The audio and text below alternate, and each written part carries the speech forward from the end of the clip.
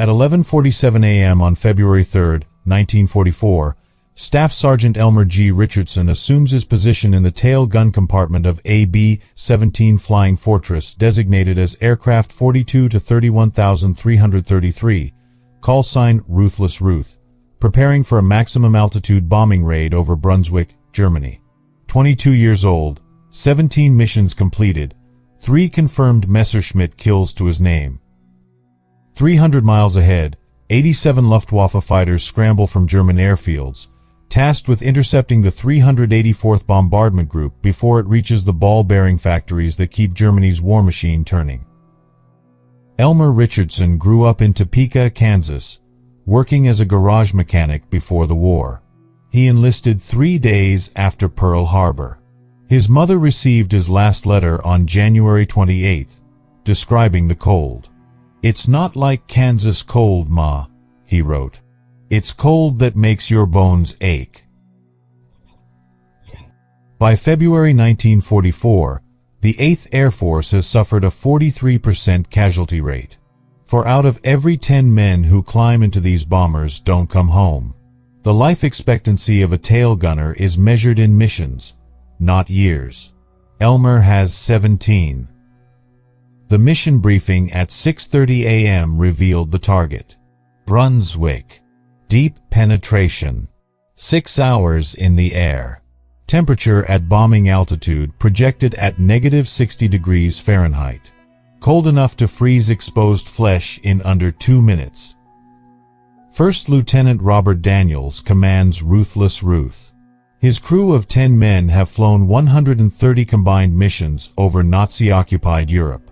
Statistically, 3 of them should already be dead. At 9:15 a.m., Ruthless Ruth lifts off. 36 aircraft from the 384th Bombardment Group follow. 217 bombers total, protected by 112 P-47 Thunderbolt fighters. The fighters can only escort them halfway. Elmer Richardson crawls through the narrow fuselage into the tail section. The tail compartment measures 4 feet wide, 3 feet tall. No room to stand. 2.50 caliber Browning machine guns mounted in a hydraulic rotation system. A small seat. Plexiglass windows on 3 sides. -60 degrees outside. The compartment isn't heated. He plugs his heated suit into the aircraft's electrical system. When the system fails, which happens frequently, you have minutes before your fingers stop functioning. He plugs his oxygen mask into the system. At 30,000 feet, you're unconscious in 20 seconds without oxygen, dead in 3 minutes. He loads ammunition belts into both guns. 400 rounds each. He checks his parachute harness. Even though jumping from a disintegrating bomber at 30,000 feet gives you approximately a 12% survival rate. At 11:47 a.m., Ruthless Ruth crosses the Dutch coast at 28,000 feet. Elmer Richardson is alone in the tail, watching the formation behind them. 36 bombers stretched across 3 miles of sky. The intercom crackles. Lieutenant Daniels, the pilot. Tail gunner, check in. Tail gunner, check. All clear behind us, skipper. Roger. Stay sharp. Intelligence reports heavy fighter concentration. Elmer scans the sky. Empty blue above, solid cloud deck below. Temperature gauge reads -58 degrees Fahrenheit. His breath fogs inside his oxygen mask. His heated suit is working, for now. His toes are already numb. This is where our story truly begins. In 14 minutes, Elmer Richardson will face a test that no training could prepare him for. In 6 hours, the crew will discover something that will haunt them for the rest of their lives. But before you know how Elmer Richardson's mission turned out, please hit that like button. It helps us share more forgotten stories like this one. Please subscribe if you haven't already. Let's continue. The B-17G Flying Fortress represents American strategic bombing doctrine. Designed to operate at altitudes beyond most anti-aircraft fire, armed heavily enough to defend itself, capable of absorbing catastrophic damage and continuing to fly. The tail gun position is the most important and most isolated station on the aircraft.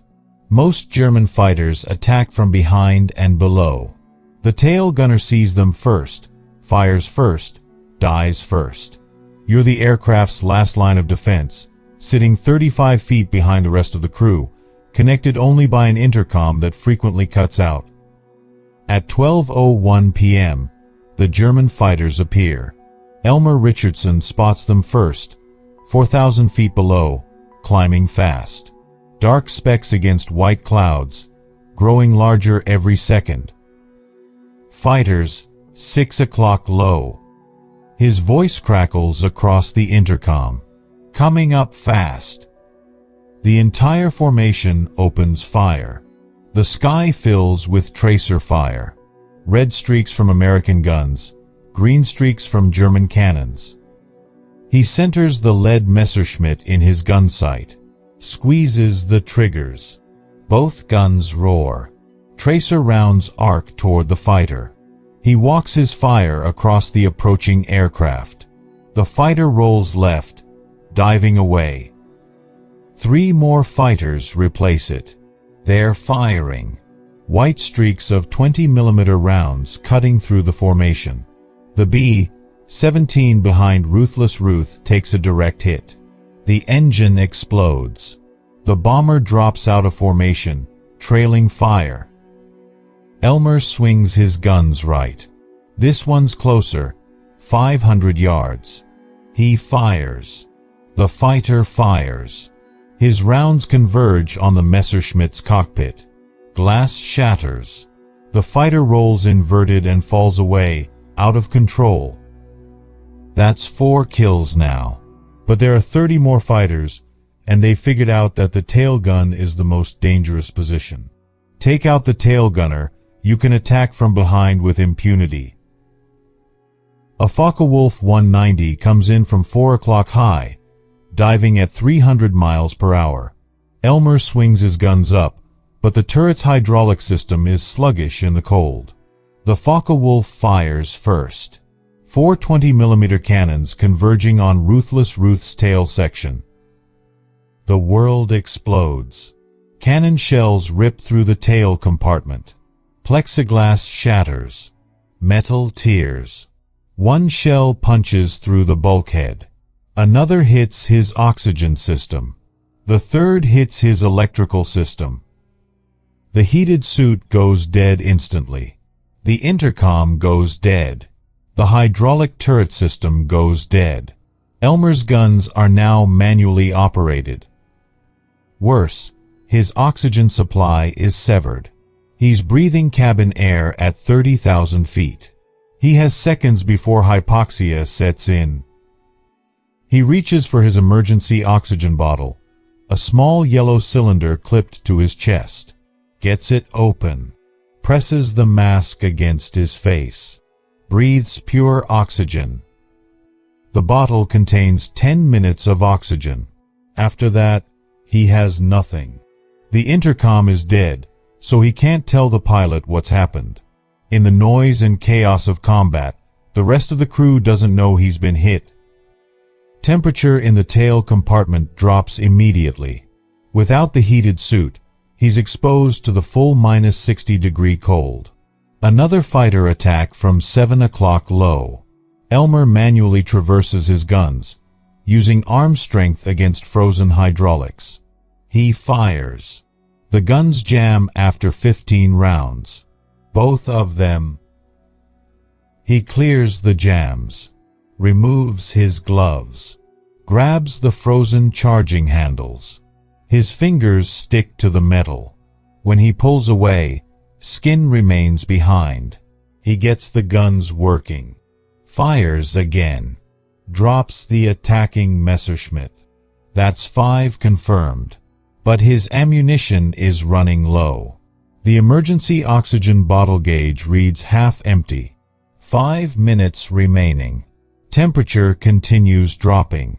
He's shivering violently now. His feet are numb. His hands are numb. His face is numb. Another fighter attack. Then another. The German pilots have identified Ruthless Ruth as damaged. They're focusing their attacks. Elmer fires until his guns are empty. Then he sits in the frozen darkness, unarmed, unheated, running out of oxygen. The emergency bottle gauge reads empty. He breathes the last of his oxygen, then switches to cabin air. The hypoxia returns immediately. His vision tunnels. His thinking becomes confused. He decides to rest. Just for a minute. The cold is everywhere now. It's inside him, replacing his blood with ice water. His shivering stops. That's bad. When you stop shivering, it means your body has given up trying to generate heat. But he's so tired. And the cold doesn't hurt anymore. It's peaceful. The guns have stopped firing. The fighters have moved on. He's alone in the tail section, alone with the cold and the silence. He thinks about Kansas. Summer days in his father's garage. His mother's kitchen, warm and smelling like bread. His girl, Margaret, who promised to wait for him. His eyes close. His breathing becomes shallow. His heart rate slows. At 12:43 p.m., 42 minutes after the first fighter attack, Staff Sergeant Elmer G. Richardson dies of hypoxia and hypothermia in the tail gun compartment of a B-17 Flying Fortress over Germany. He is 22 years old. He dies at his post, hands still on his guns, still facing the enemy. He dies alone, and he dies quietly, and the rest of the crew doesn't know. Lieutenant Daniels, the pilot, has his own problems. The number 2 engine is running rough. The number 4 engine's oil pressure is dropping. The hydraulic system is damaged. The aircraft pulls constantly to the left. He tries the intercom. Tail gunner, status report. Nothing. Richardson, you copy? Silence. The intercom system has been damaged. This is normal. Battle damage disrupts communications. He assumes Elmer is alive and fighting because Elmer is always alive and fighting. The formation reaches Brunswick at 1:17 p.m. Flak fills the sky. German 88mm anti-aircraft guns firing shells that detonate in black clouds of shrapnel. The bombardier takes control. Ruthless Ruth flies straight and level despite the flak. Bomb bay doors open. The bombardier's voice, calm despite the metal fragments punching through the fuselage. Steady. Steady. Bombs away. 3,600 pounds of ordnance drops. The aircraft lurches upward. Daniels banks left, beginning the long turn toward home. Behind them, Brunswick's ball bearing factories erupt in flame. But the mission isn't over. They still have 300 miles of German-occupied territory to cross. At 1:34 p.m., the second major fighter attack begins. 70 German fighters hit the formation from multiple angles. The sky becomes chaos. Bombers exploding. Fighters burning. Parachutes blossoming against the clouds. The waist gunners fire continuously.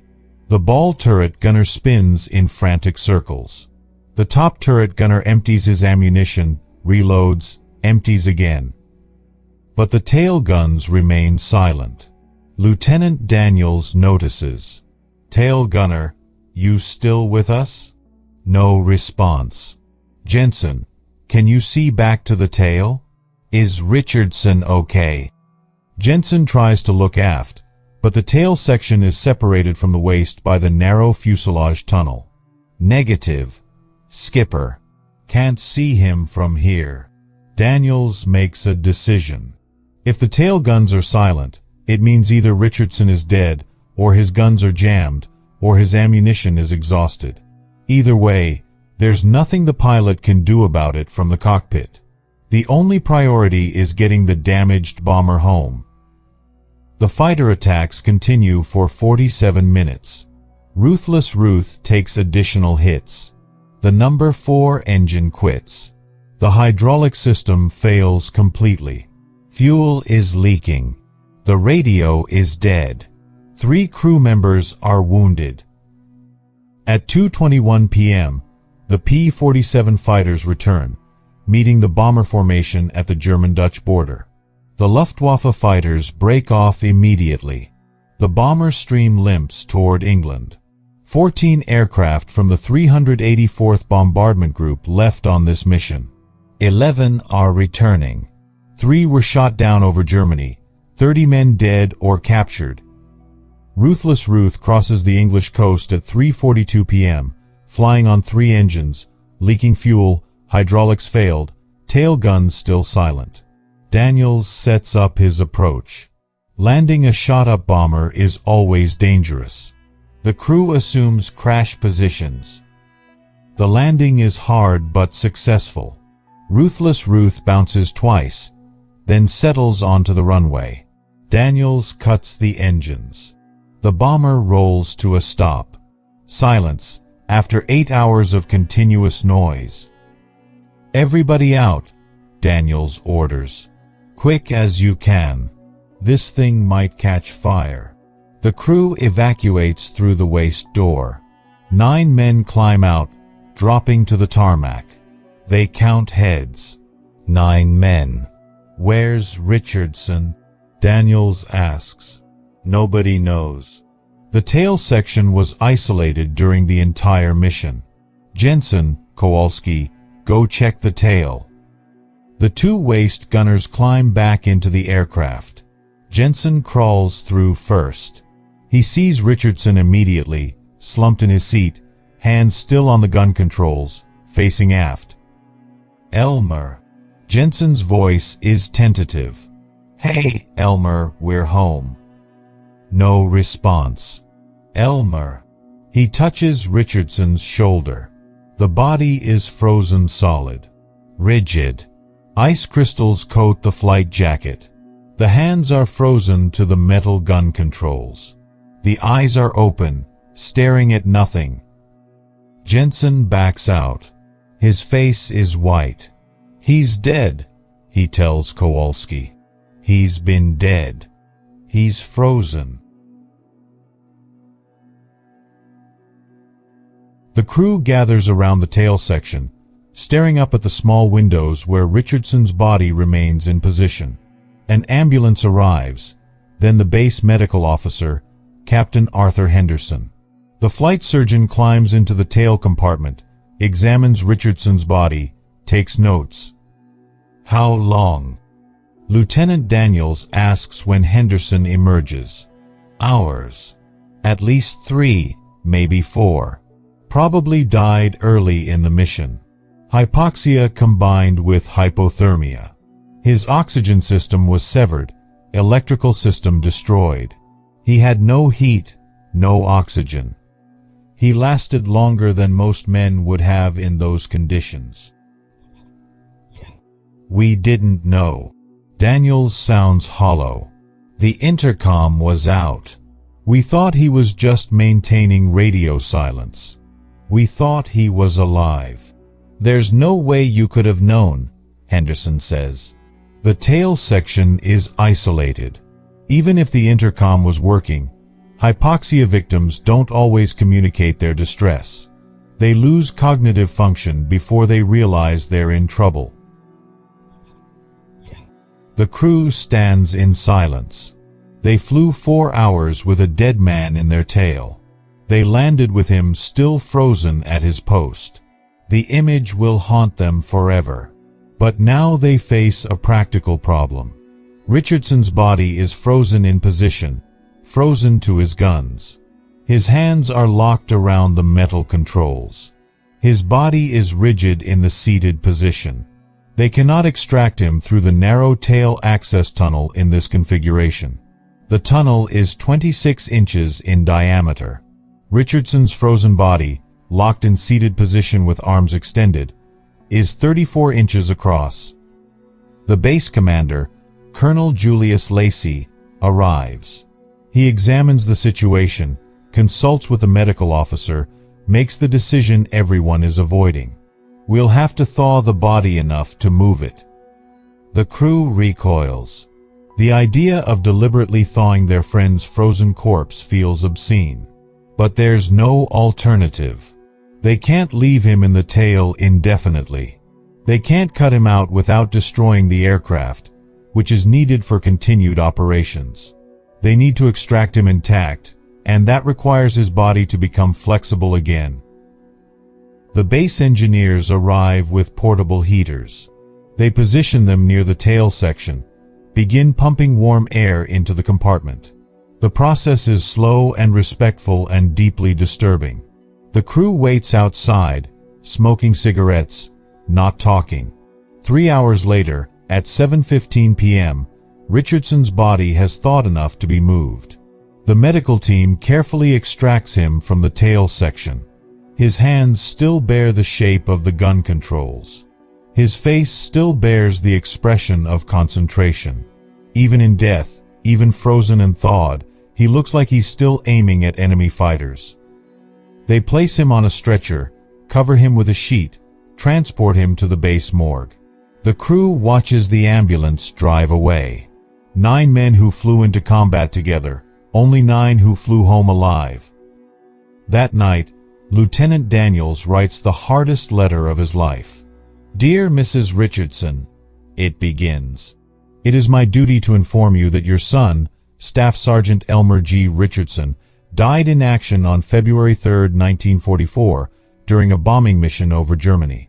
He died at his post, defending his aircraft and crew. His actions during the mission were in keeping with the highest traditions of the Army Air Forces. He was a credit to his family, his service, and his nation."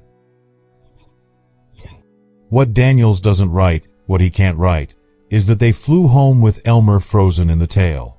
That they didn't know he was dead. That they landed and evacuated and only then discovered his body. That they had to thaw him to get him out. These details serve no purpose except to add pain to grief. The official casualty report lists Richardson's cause of death as hypoxia and hypothermia sustained in combat operations. Time of death estimated at 12:43 p.m. Location of death: tail gun compartment, B-17G aircraft 42 to 31,333, over Brunswick, Germany, at 30,000 feet altitude. His mother receives the telegram 3 days later. "The Secretary of War desires me to express his deep regret that your son, Staff Sergeant Elmer G. Richardson, was killed in action on February 3, 1944, in the service of his country." Letter follows. She frames the telegram, places it next to Elmer's last letter, the one about the cold. "It's not like Kansas cold, Ma. It's cold that makes your bones ache." She never learns how right he was. The 384th Bombardment Group returns to operations the next day. Ruthless Ruth, despite catastrophic damage, is reparable. The ground crews work through the night, replacing engines, patching holes, restoring systems. The tail compartment receives special attention. They remove all traces of blood, all evidence of trauma.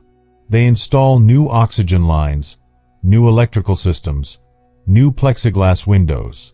They repaint the interior. But they can't remove the memory. Every man who flies in that tail section afterward knows what happened there. They know Elmer Richardson died in this exact seat, frozen to these exact guns. Some refuse to fly in Ruthless Ruth. They request transfers to other aircraft. The squadron commander denies most requests.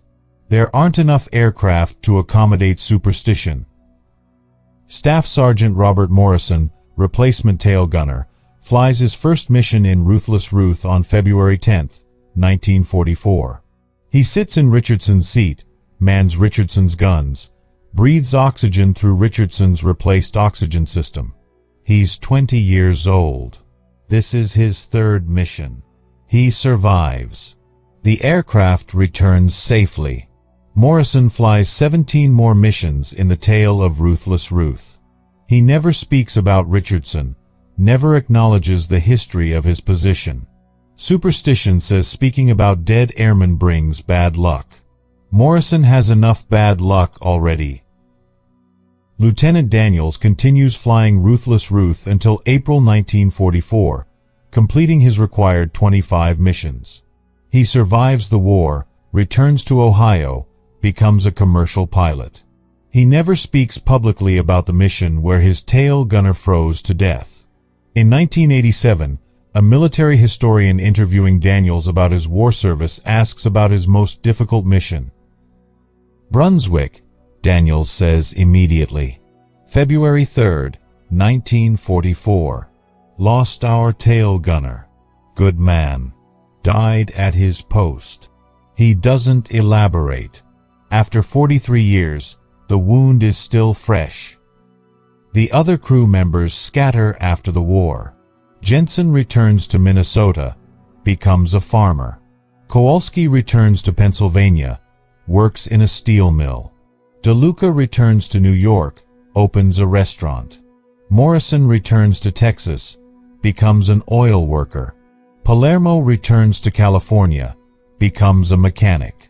Cole returns to Illinois, becomes a factory foreman. Mitchell returns to Oregon, becomes a logger. Weber returns to Wisconsin, becomes a teacher. They don't maintain contact. Most bomber crews don't. The bonds formed in combat are too intense to sustain in peacetime. Remaining friends means remaining in that mental space where you're always 22 years old, always terrified, always watching someone die. Richardson's body returns to Topeka in March 1944. The funeral is military honors. Flag-draped coffin, rifle salute, bugler playing taps. His mother receives the folded flag. His girl Margaret attends the service, crying behind a black veil. She marries someone else in 1946. His father lives until 1971, never removes Elmer's photograph from the living room wall. The Distinguished Flying Cross is awarded to Richardson posthumously in June 1944. The citation reads, "For extraordinary achievement while serving as tail gunner on a B-17 aircraft during a bombing mission over Germany on February 3, 1944. Despite severe damage to his position and loss of oxygen and heat, Sergeant Richardson maintained his station and engaged enemy fighters, destroying 2 and damaging several others before succumbing to his wounds. His gallantry and devotion to duty were in keeping with the highest traditions of military service." The citation doesn't mention he was frozen, doesn't mention the crew didn't know, doesn't mention thawing his body. Those details remain classified, buried in after-action reports that won't be declassified for 50 years. In 1994, a researcher at the National Archives discovers the full mission report. The details emerge. The frozen tail gunner. The crew's ignorance. The 3-hour thawing process. The story spreads through veteran communities. Some dismiss it as legend. Others confirm it. They remember hearing about the incident. They remember the rumors. The story becomes part of 8th Air Force lore, a cautionary tale about the dangers of high-altitude combat, a tragedy about the isolation of tail gunners, a testament to men who died at their posts without anyone knowing until it was too late. Ruthless Ruth survives the war. She flies 73 missions total, returns safely from all of them. After VE Day, she's flown back to the United States, then to a scrapyard in Arizona. She's cut apart for aluminum in 1946. Nothing remains except photographs and mission records and memories. The 384th Bombardment Group flew 314 missions during World War II, dropped 22,415 tons of bombs, lost 159 aircraft to enemy action, suffered 1,579 casualties. Every one of those casualties has a story. Most are forgotten. Elmer Richardson's story survives because of how he died. Frozen at 30,000 feet. Unknown to his crew. Discovered only after landing. It's not the heroic death he might have wanted. There was no final dramatic stand, no last message to loved ones, no witnesses to his final moments. He died alone, quietly, gradually losing consciousness in the frozen tail of a bomber over Germany. But he died at his post, and that counts for something. 3 weeks after the incident, the Air Force issues Technical Order 01-20EG-41, mandating improved oxygen system redundancy in tail gun compartments. New installations include dual oxygen lines, larger emergency bottles, and visual indicators visible from waist positions to confirm tail gunner status. Too late for Richardson, but it saves lives afterward. The 384th Bombardment Group holds a memorial service on February 10, 1944. The chaplain delivers the eulogy. We gather to remember Staff Sergeant Elmer Richardson, who gave his life in service to his nation and his crew. He died as he lived, faithfully executing his duty. Richardson is buried in Mount Hope Cemetery, Topeka, Kansas. His mother, Martha Richardson, keeps his Distinguished Flying Cross in a shadow box, his last letter in her Bible, his photograph in her wallet until her death in 1978. The Distinguished Flying Cross citation reads, "For extraordinary achievement while serving as tail gunner during a bombing mission over Germany on February 3, 1944. Despite severe damage to his position and loss of oxygen and heat, Sergeant Richardson maintained his station and engaged enemy fighters before succumbing to his wounds." No mention of freezing. No mention of the crew's discovery after landing. Those details remain classified for 50 years. Lieutenant Daniels, interviewed in 1995 at age 74, reflects on that mission. "We flew home with him dead in the tail. We didn't know. There's nothing we could have done, but we didn't know. That's what stays with me. He was alone back there, dying, and we were up front, fighting our own battles." Of the 9 surviving crew members, only one is still living as of 2024. Staff Sergeant Martin Kowalski, age 102, remembers, "We found him after we landed. Frozen solid. Hands on his guns. We flew all the way home and didn't know." He pauses. That's war. People die and you don't even know until later. The story of Elmer Richardson illustrates a truth about high-altitude bombing that statistics can't capture. You can die at your post without anyone knowing. The cold at 30,000 feet isn't just uncomfortable. It's lethal. And when systems fail, men die, often quietly, often alone. The tail gunner position had the highest casualty rate in the 8th Air Force. 38% were killed or severely wounded. They sat in isolated positions, surrounded by glass, targeted by enemy fighters. They couldn't abandon their position during combat. Elmer Richardson was one of thousands. His story survives because of the specific circumstances. But every tail gunner who died the same way fundamentally. Alone. Isolated. Doing their duty despite impossible conditions. 55,000 American airmen died in Europe during World War II. Each one has a story. Most are forgotten. Richardson's name survives because the frozen tail gunner became shorthand for the brutal reality of high-altitude combat. He served. He fought. He died at his post. He's remembered. That's more than most men get.